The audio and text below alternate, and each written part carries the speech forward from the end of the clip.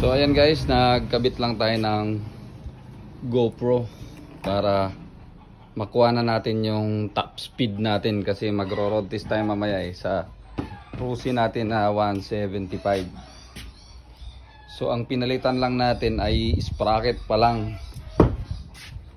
So sa stock na 45 nag 36 tayo, pero mamaya balak ko magpalit ng 17 na engine sprocket. So mamaya pa yon. So ito muna yung install natin yung GoPro natin na makuha na natin yung top speed kasi gusto ko talaga na umabot siya ng 120. So panoorin natin mamaya kung talagang aabutin niya yung 120 sa stock engine. So stock pa yung makina ang nagagalaw lang ay ang sprocket at saka yung jet ng carb. So iayos lang natin tong GoPro natin.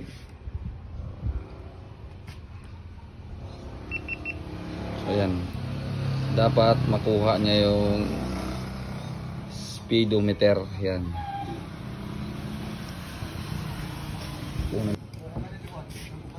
So ayan.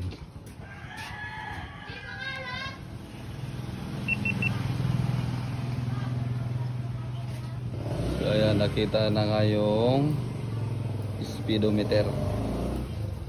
So yan na yung ayos ng GoPro natin.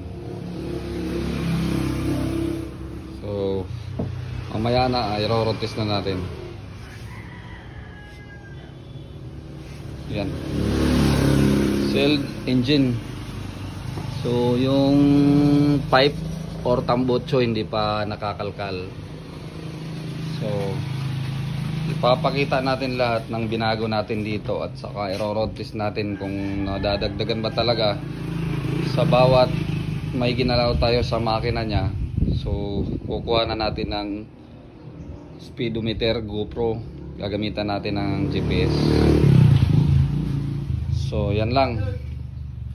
So pagka naggaan tayo ng gulong saka nag-rims tayo hub na maliliit, so kukuhanan din natin hanggang sa galawin na natin yung makina niya.